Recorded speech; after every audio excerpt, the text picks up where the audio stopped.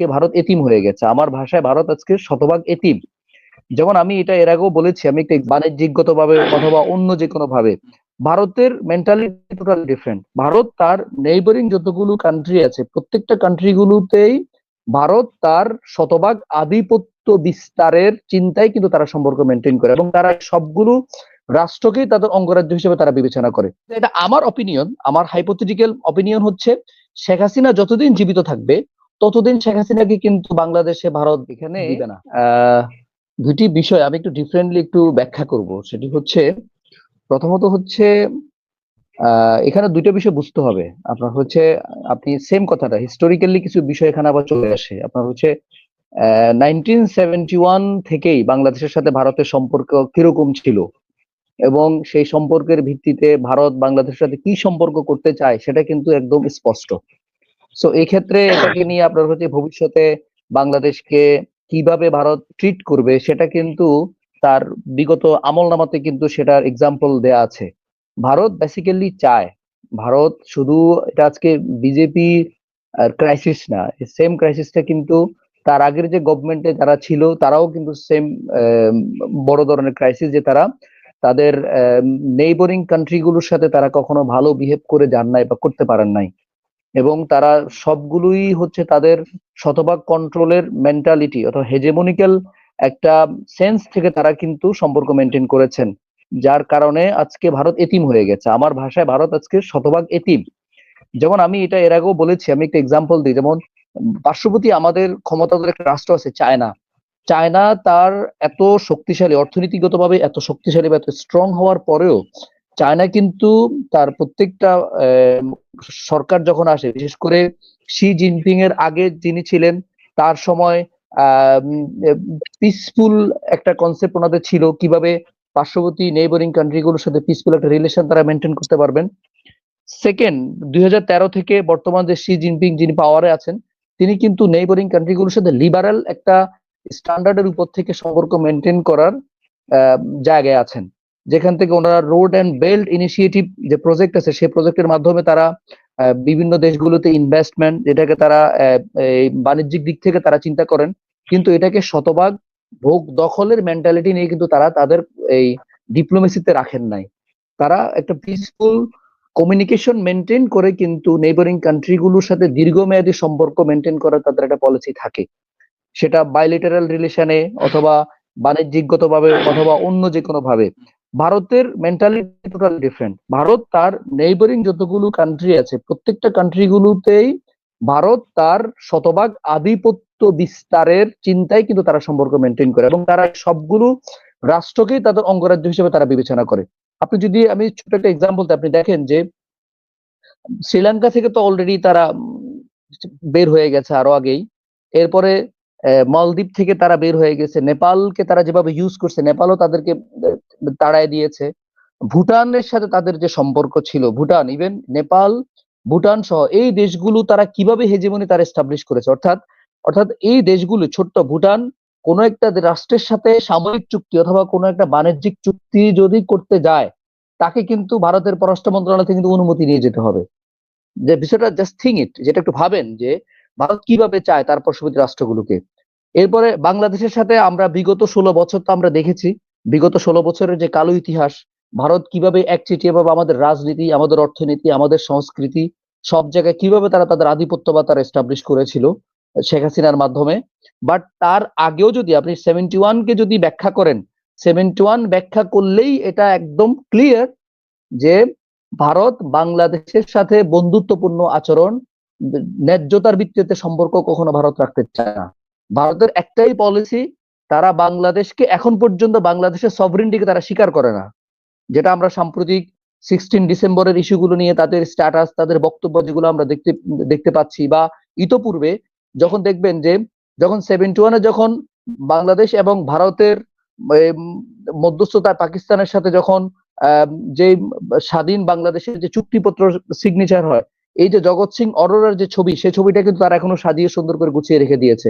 যখনই বাংলাদেশের সাথে কোনো একটা কূটনৈতিক মিটিং অথবা কোনো একটা কিছু যদি হতে যায় তখন তারা সেটাকে পেছনে একদম জাতীয় পতাকার মতো তারা সেটাকে দেখান। তার মানে কি, যে এই ভূখণ্ড তোমাদেরকে আমরা ভোগ করার জন্য দিয়েছি, তোমরা ভোগ করবা, আমরা যে বক্তব্যগুলো দিব আমাদের পলিসির বাইরে তোমরা কোনো কথা বলতে পারবে না। সো এই মেসেজগুলো ক্লিয়ার যে বাংলাদেশের সাথে ভবিষ্যতে ভারতের সম্পর্ক কখনো ন্যায্যতার ভিত্তিতে হবে না, ভারত এটা কখনো চায় না। যার কারণে শেখ হাসিনাকে কেন তো জামাই আদর করতেছেন? শেখ হাসিনাকে জামাই আদর করার একটাই কারণ, সেটি হচ্ছে শেখ হাসিনার মাধ্যমে ভারত অনেক কিছু পেয়েছেন। যা যা কিছু পেয়েছেন এগুলো ভারত কখনো তার পৃথিবীর তার রাজনৈতিক ইতিহাসে অন্য দেশ থেকে এত কিছু ভারত কখনো পায় নাই। তাহলে এখানে একটা বিষয় ক্লিয়ার যে শেখ হাসিনাকে দেওয়ার ব্যাপারে ভারত কি ইজিলি দিয়ে দিবে? কোশ্চিন কালেও না, এত ইজিলি ভারত দিবে না।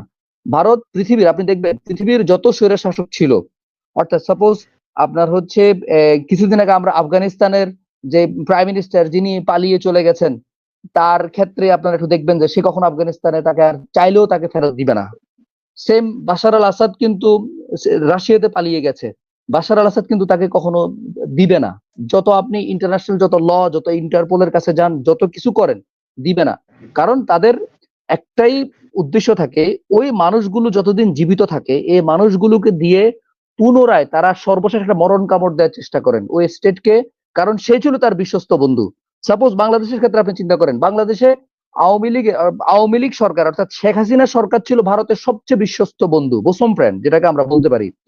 এই শেখ হাসিনাকে দিয়ে যতদিন তার তত্ত্বাবধানে আছে, তাকে মন্ত্রীর মর্যাদায় হোক, তাকে অথবা অন্য কোনো একটা বড় মর্যাদা দিয়ে হোক, তাকে তাদের ভূখণ্ডে যতদিন শেখ হাসিনা জীবিত থাকবে, এই ততদিন শেখ হাসিনার মাধ্যমে কিন্তু বাংলাদেশে বিশৃঙ্খলা তৈরি করা, আবার পুনরায় বাংলাদেশকে যে হেজেমনিক্যাল পাওয়ার ভারতের ছিল বাংলাদেশে, সেই পাওয়ারটাকে রিএস্টাবলিশ কিভাবে করা যায় এবং এই বিশৃঙ্খলাগুলো কিভাবে কন্টিনিউ করা যায়, এগুলো করানোই থাকবে ভারতের মেইন উদ্দেশ্য। ভারত যদিও তার ডিপ্লোম্যাটিক্যালি সে তার পররাষ্ট্র সচিবকে পাঠিয়ে সম্পর্ক উন্নয়নের যে নাটক করেছে, এই সম্পর্ক উন্নয়নের নাটক দিয়ে কিন্তু সম্পর্ক বাংলাদেশ এবং ভারতের যে সম্পর্কের যে মূল চিত্র, সেই চিত্র কিন্তু দেখা যায় না, সেই চিত্র কিন্তু ফুটে ওঠে নাই। এটা আন্তর্জাতিক মিডিয়াতে দেখানোর জন্যই কিন্তু তারা এই কাজটা করেছে। এখানে একটা বিষয় স্পষ্ট যে বাংলাদেশ থেকে যেভাবে প্রাইমারিলি আইসিটি তাদের যে কার্যক্রম তারা এগিয়ে নিয়ে যাচ্ছেন, শেখ হাসিনাকে চাওয়ার জন্য তারা একটা প্রাইমারি চিঠি দিয়েছেন, যে চিঠি আরো পরবর্তীতে অনেকগুলি স্টেপ আছে, এই সবগুলো স্টেপকে কিন্তু ভারত যুক্তি অথবা অন্য কোনো বিষয় দিয়ে এড়িয়ে যাবে। কিন্তু এটা আমার অপিনিয়ন, আমার হাইপোথেটিক্যাল অপিনিয়ন হচ্ছে, শেখ হাসিনা যতদিন জীবিত থাকবে ততদিন শেখ হাসিনাকে কিন্তু বাংলাদেশে ভারত দিবে না, এবং শেখ হাসিনার মাধ্যমেই তার যে লেসপেন্সার যারা বাংলাদেশে আছে, শেখ হাসিনার যে আওয়ামী কিট যারা যারা মুক্তিযুদ্ধের নাম বিক্রি করে যারা বাংলাদেশে বিশৃঙ্খলা দীর্ঘদিন তৈরি করেছিল, যারা এখনো জীবিত আছে, এই ট্রাম্প কার্ডটাকে কিন্তু এখন ইউজ করবে। এর আগে আমরা অনেকগুলি দেখেছি মাইনরিটি কার্ড খেলেছে ভারত, তার আগে আমরা দেখেছি আনসার লীগ দিয়ে হোক অথবা এরপরে হচ্ছে অন্যান্য রাজনৈতিক বিশৃঙ্খলা হোক, এগুলো দিয়ে অনেক কিছু গত 4 মাস দেখেছি। নতুন যে ইস্যুটা এসেছে লাস্টে, যে আব্দুল্লাহ কানুকে দিয়ে যে একজন মুক্তিযুদ্ধের মলাটের মধ্যে একদম স্পষ্ট প্রতিষ্ঠিত সন্ত্রাসী, যেটা আওয়ামী শাসনের আমলেও যে সন্ত্রাসী ছিল, সেই সন্ত্রাসীকে রক্ষা করার জন্য বা সেই সন্ত্রাসীকে যেভাবে অফিসিয়ালি মুক্তিযোদ্ধা বলে তাকে যে এখন যেভাবে সে রাজার হালে আছে, এই মুক্তিযুদ্ধের ট্রাম্প কার্ডটা কিন্তু ভারত এখন খেলবে। এবং এই খেলাটা কিন্তু আওয়ামী লীগের মধ্যখানে যে মুক্তিযোদ্ধা যারা ছিল, যারা এখনো মুক্তিযোদ্ধা বলেই আমরা তাদের বিচার করতে পারতেছি না, যারা এখনো বিচারের বাইরে পড়ে আছে, যারা এখনো অপরাধ করেছে, অপরাধ করার পরে যারা এখন ওই অপরাধীরা শুধুমাত্র মুক্তিযোদ্ধা বলে নিজেদেরকে বাঁচিয়ে রেখে দিয়েছে, এদেরকে এখনো আইনের আওতায় না নিয়ে যেভাবে তাদেরকে জীবিত রাখছে, এদেরকে দিয়েই কিন্তু সর্বশেষ আরেকটা খেলা এখন দিবে। এভাবে কন্টিনিউসলি নতুন নতুন ইস্যু দাঁড় করাবে। শেখ হাসিনা যদি আলটিমেটলি যদি ভারত যদি বাংলাদেশকে যদি দিয়ে দেয়, তাহলে তার এখানে এই দেশে তার খেলার মতো, এই বাংলাদেশে রাজনৈতিক অস্থিরতা তৈরি করার মতো তার অন্য কোনো টুলস কিন্তু বিশ্বস্ত টুলস কিন্তু হাতে নাই, আমাদের দৃষ্টিতে ইন দ্য মিন টাইম হাতে নাই। ভবিষ্যতে কেউ হবে কিনা সেটাও আমরা জানি না, কারণ মেজর রাজনৈতিক দল হিসেবে আপনি বিএনপিকে চিন্তা করেন। জি জনাব সালাউদ্দিন, যেহেতু ভারতের সাথে বাংলাদেশের প্রত্যর্পণ চুক্তি রয়েছে, হাসিনা সরকারের আমলেই সেই চুক্তি রয়েছে, সেই চুক্তি অনুযায়ী কি ভারত পারবে হাসিনাকে ফেরত না দিয়ে তাকে রক্ষা করতে? ভাই পৃথিবীতে একটা কথা বলি আমি, পৃথিবীতে আপনার হচ্ছে এরকম বহু চুক্তি আছে।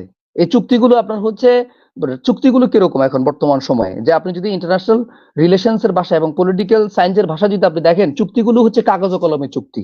এই আপনি দেখেন জাতিসংঘ বিশ্ব শান্তির জন্য বা বিশ্বের তার যতগুলো রাষ্ট্র আছে এই রাষ্ট্রগুলোর একদম শান্তি প্রতিষ্ঠা করার জন্য যে চুক্তি বা যে কন্ডিশন জাতিসংঘের আছে, জাতিসংঘ কতটা পালন করে? আপনি প্যালেস্টাইনের দিকে তাকান, প্যালেস্টাইনের জাতিসংঘের চুক্তি কি কাজ করতেছে? জাতিসংঘের যে পলিসি কি কাজ করতেছে? কিছু কাজ করতেছে না। আপনি দেখেন অন্যান্য দেশগুলোতে মাইনরিটি যে প্রবলেম গুলো, মিয়ানমারে দেখেন আপনি আরাকানে যে প্রবলেমটা, সেই প্রবলেমে আপনার হচ্ছে সামান্য ছোট্ট একটা মিয়ানমারের মতো স্টেট জাতিসংঘের বিষয়গুলো কি তোয়াক্কা করেছে? কিচ্ছু করে নাই। বিষয়গুলো কি? বিষয়গুলো হচ্ছে চুক্তিগুলো কাগজে কলমে আছে।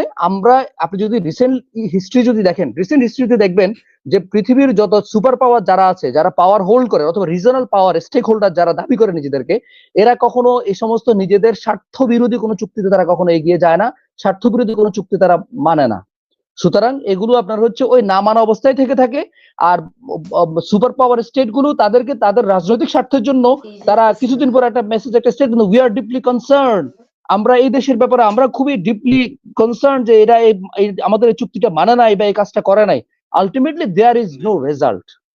This is the final matter. এখন ভারত যদি মনে করে যে শেখ হাসিনা তার প্রয়োজন, শেখ হাসিনাকে যদি সে রেখে সে বাংলাদেশের যে রাজনৈতিক অস্থিরতা বা বাংলাদেশের যে পরিস্থিতি এখন বিরাজমান, এই পরিস্থিতি সে কন্টিনিউ করতে পারবে, অথবা সে যদি থিঙ্ক করে বাংলাদেশের শেখ হাসিনার দলের অর্থাৎ নতুন মুক্তিযোদ্ধার মলাটে নতুন কিছুকে যদি সে দিতে পারে, তাহলে সেই চেষ্টাই সে ভারত করে যাবে। ভারত ওইটা যতক্ষণ পর্যন্ত নিশ্চিত না হবে ততক্ষণ পর্যন্ত শেখ হাসিনাকে সে দিবে না। যতই আপনার হচ্ছে আইসিটি আবেদন করুক, যতই আপনার হচ্ছে ইন্টারপোলের কাছে যাক, যতই আন্তর্জাতিক অঙ্গরাজ্য বা সংগঠনগুলোর কাছে যাক, কোনো ফলাফল আসবে না। এটা হচ্ছে আমার পার্সোনাল অপিনিয়ন। ভারত কখনো শেখ হাসিনাকে বাংলাদেশে দিবে না। জি।